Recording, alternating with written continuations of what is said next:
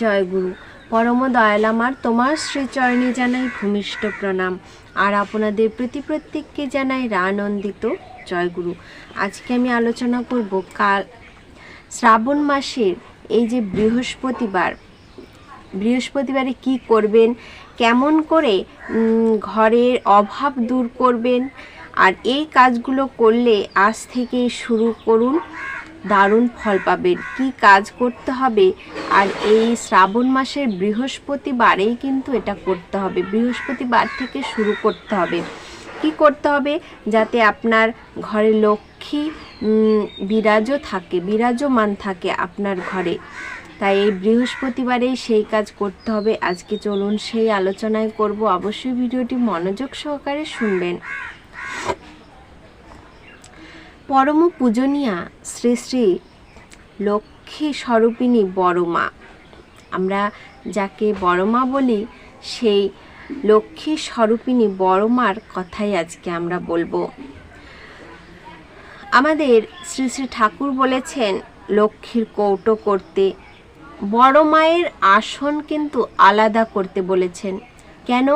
তাকে লক্ষ্মী স্বরূপিণী বলা হয়েছে, এবং তাকে আমরা যে লক্ষ্মী ঠাকুরকে পুজো দিই, আমরা কিন্তু বড় মার পুজো তেমনভাবে করতে পারি, ঘট আমের পল্লব বসিয়ে ধান দুব্য দিয়ে।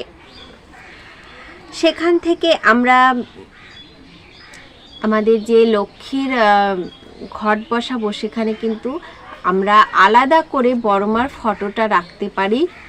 এতে বড় মাকে পুজো করা হবে লক্ষ্মী স্বরূপিণী হিসাবে। ঠাকুর বলেছেন লক্ষ্মীর কৌটো করতে। এতে কি হবে, লক্ষ্মীর কৌটো যদি আমরা করি, তাহলে সেখান থেকে আমরা অভাবের সময় কিছু নিতে পারবো। ধরুন আজকে আমার সংসারে কোনো অভাব হলো, আমি সেখান থেকে খরচা করতে পারবো, এবং আমার ছেলেমেয়ের পড়াশোনার পিছনে খরচা করতে পারবো। স্বামীর দুর্দিনে আমরা তাকে সাহায্য করতে পারবো। তাই ঠাকুর বারবার বলেছেন লক্ষ্মীর কৌটো করতে। এতে আমরা কিছু কিছু পয়সা জমাতে পারি, সেই পয়সাটা আমরা অভাবের বা দুর্দিনে আমরা কাজে লাগাতে পারি। আপনারা কি জানেন যে লক্ষ্মী বউ কাকে বলে? আজকে লক্ষ্মী বউ কাকে বলে সে সম্পর্কে আলোচনা করব। এই যে মেয়েদের দেবজন্ম কথাটা কি শুনেছেন? দেবজন্ম অনেকেই হয়তো শুনে থাকবেন, অনেকেই হয়তো জানেন দেবজন্ম কাকে বলা হয়। আমি আমার স্বামীর কাছে এসেছি, আমি আমার স্বামীর কাছ থেকে কিন্তু কোনো দিনই কিছু চাইনি, আর তিনি আমাকে কিছু দিতেও পারেনি। এই অবস্থাতে আমার তার কাছে কিছু চাওয়ার নেই, অথচ তাকে সুখী রাখার জন্য আমি আপ্রাণ চেষ্টা করব, তাকে ভালো রাখার জন্য আমি চেষ্টা করব। এতেই হচ্ছে আমার সুখ, এতেই হচ্ছে সব থেকে বড় সন্তুষ্টি। তাকে সন্তুষ্ট করবার জন্য সবসময় আমার প্রাণ ব্যস্ত থাকবে। তাকে ভালো রাখার জন্য সে কিসে ভালো থাকবে, তাকে কিভাবে ভালো রাখতে পারবো, সুখী রাখতে পারবো, এটাকেই বলা হয় দেবজন্ম। শ্রী শ্রী ঠাকুর বলেছেন যে যারা দেবজন্ম, তারা কিন্তু সেই মেয়েগুলো এমনটাই হয়, এমনটাই লক্ষ্মী হয়। শ্রী শ্রী ঠাকুরের কাছে একজন কথা প্রসঙ্গে বলেছিল যে মেয়েরা কিছু না পেয়েও খুশি থাকে, এমন কিছু দেখা যায় না। কিন্তু এখনকার আধুনিক যুগে আমার এটা চাই, আমাকে দিতেই হবে, এমনটাই কিন্তু সবাই করে বলে। কিন্তু আমাদের শ্রী শ্রী বড়মা কিন্তু এমনটা ছিলেন না। তাই তাকে দেখে এই বৃহস্পতিবারে তার ঘট বসিয়ে এই বৃহস্পতিবারে থেকেই আমরা তার মতো হওয়ার চেষ্টা করব।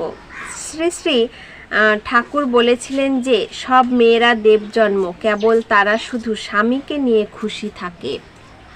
শ্রী শ্রী বড়মার প্রতি শ্রী শ্রী ঠাকুরের মনোভাব একটা দীর্ঘ চিঠির অংশ, বিশেষে গভীরভাবে ধরা পড়ে।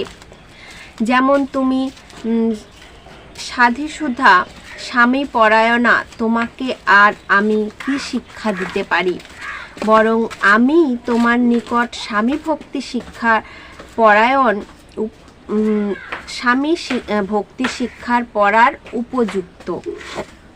পারো তো আমাকে যতদূর পারো চালিয়ে লইও। শ্রী শ্রী ঠাকুর বর্ণিত নারীর 8টি গুণ একাধারে দুষ্প্রাপ্য হলেও আমরা দেখতে পাই জগৎজননী শ্রী শ্রী বড়মা চরিত্রে সেগুলি অনির্বাণ শিখার মতো চিরজাজল্যমান।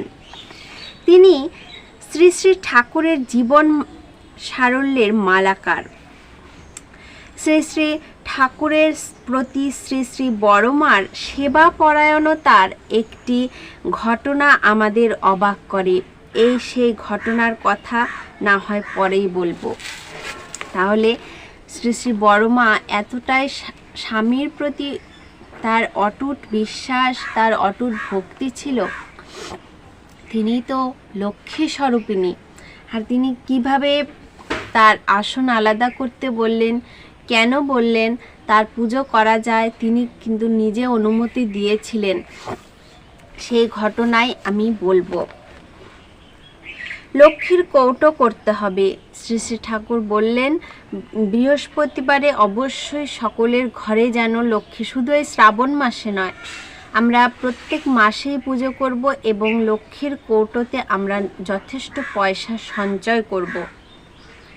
পরমদয়াল শ্রী শ্রী ঠাকুরের লীলা সঙ্গিনী রূপে অবতীর্ণ হয়ে তিনি যে স্বাভাবিক জীবনযাপন করতেন, তার মধ্যে দৈবী লীলা প্রত্যক্ষ করেছেন অগণিত ভক্তপ্রাণ নরনারী। শ্রী শ্রী বড়মাকে সৎসঙ্গী দাদারা এবং মায়েরা শ্রী শ্রী লক্ষ্মী মাতা রূপে পূজা করেন। শ্রী শ্রী বড়মা নিজেই অনেকের কাছে ধরা দিয়েছেন। পাবনা জেলার গারাদহ গ্রামের বাসিন্দা শ্রী গণেশচন্দ্র পালের কন্যা হিমাঙ্গিনী দেবী শ্রী শ্রী ঠাকুরের শ্রীচরণাশ্রিত। পরবর্তীকালে রায়গঞ্জের গঞ্জপল্লীতে তিনি থাকতেন। তিনি তার ঘরে লক্ষ্মীর প্রতিমা কিনে ঘরে রেখে রোজ পূজা করতেন। পূজার সময় লক্ষ্মী মাকে কি দিতেন জানেন? পূজার সময় লক্ষ্মী মাকে পান সুপারি দিতেন। লক্ষ্মী মাকে পান সুপারি দিতেন। একদিন সেই পান লক্ষ্মী দেবীর হাত থেকে পড়ে গেল। তখন ওই হিমাঙ্গিনী মায়ের ইচ্ছা হলো শ্রী শ্রী বড়মার হাতে পান সুপারি দিতে। ইচ্ছে হবার সঙ্গে সঙ্গে পান সুপারি হাতে করে বড়মার কাছে নিয়ে যান। শ্রী শ্রী বড়মা তখন নিজের দালান ঘরে বারান্দায় মাদুর পেতে শুয়েছিলেন। বারান্দাটি তখন সিমেন্ট করা হয়নি, এমনই খোয়া খোয়া মতো ছিল। ওই মাটি পান সুপারি দিয়ে চলে যাচ্ছিলেন। মাটি অল্প একটু দূরে গেছেন, তখন শ্রী শ্রী বড়মা তাকে ডেকে বললেন, এই দেখ, আমি কিন্তু সুধীর দাসের দোকানের মিষ্টি খাই। শ্রী শ্রী বড়মার মুখে এই কথাটি শুনে মা খুব লজ্জিত। মায়ের মনে হলো সত্যিই তো, মাকে শুধু পান সুপারি দিয়ে পূজা করছি, মিষ্টি তো দেওয়া হয়নি। তখন ওই মাটি সুধীরদার দোকানে গিয়ে শ্রী শ্রী বড়মার মুখের উপযোগী মিষ্টি কিনে নিয়ে এলেন। পরে শ্রী শ্রী বড়মাকে জিজ্ঞাসা করলেন, মা লক্ষ্মীর প্রতিমার বদলে যদি আপনার ছবি বসিয়ে পুজো করা যায়? শ্রী শ্রী বড়মা উত্তরে বললেন, করতে পারিস, তোর যা ইচ্ছে। শ্রী শ্রী বড়মা কিন্তু নিজেকে এত স্পষ্টভাবে প্রকাশ করতেন না। শুধু ভাগ্যবশত ওই মাটিকে তিনি উপরোক্ত কথাগুলি বলেছিলেন অত্যন্ত দয়াপর বশ হয়ে। তিনি কিন্তু কারো কাছে এই কথাগুলো বলেননি, শুধু সেই মাটির কাছেই বলেছিলেন যে আমার আসন আলাদা করে লক্ষ্মীর বদলে আমার পুজো করা যেতে পারে, তোদের যা ইচ্ছে। তিনি কিন্তু নিজেই অনুমতি দিয়েছেন যে তার লক্ষ্মীরূপে তাকে পুজো করা যেতে পারে। তাই বৃহস্পতিবারে শ্রী শ্রী বড়মায়ের ছবিটা আলাদা করুন। শ্রী শ্রী বড়মায়ের ছবিটা আলাদা করে তার সামনে ঘট বসিয়ে ধান দুব্য দিয়ে আপনারা পুজো করুন। আর লক্ষ্মীর কৌটোটা অবশ্যই করবেন শ্রী শ্রী ঠাকুর বারবার বলেছেন লক্ষ্মীর কৌটো করতে, যাতে আমাদের অভাবের সময়, স্বামীর দারিদ্র্যের সময় আমরা তাকে সাহায্য করতে পারি, সংসারের কাজে লাগাতে পারি, এমনকি সন্তানের পড়াশোনার ক্ষেত্রেও যদি কোনো কিছু সমস্যা হয় আমরা যেন সেটা করতে পারি। এবং সেখান থেকে আমরা কিন্তু যে লক্ষ্মীর কৌটোটা বসাবো সেখান থেকে আমরা খরচ করতে পারি, সেই অনুমতিটা শ্রী শ্রী ঠাকুর কিন্তু দিয়েছেন।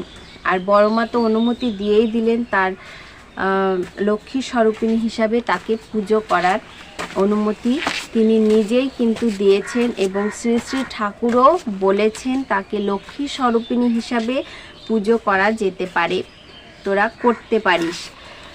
তাই এতে কোনো দ্বিধাদ্বন্দ্ব রইল না যে আমরা শ্রী শ্রী বড় মায়ের ছবিকেও আমরা লক্ষ্মী স্বরূপিণী হিসাবে পুজো করতে পারি।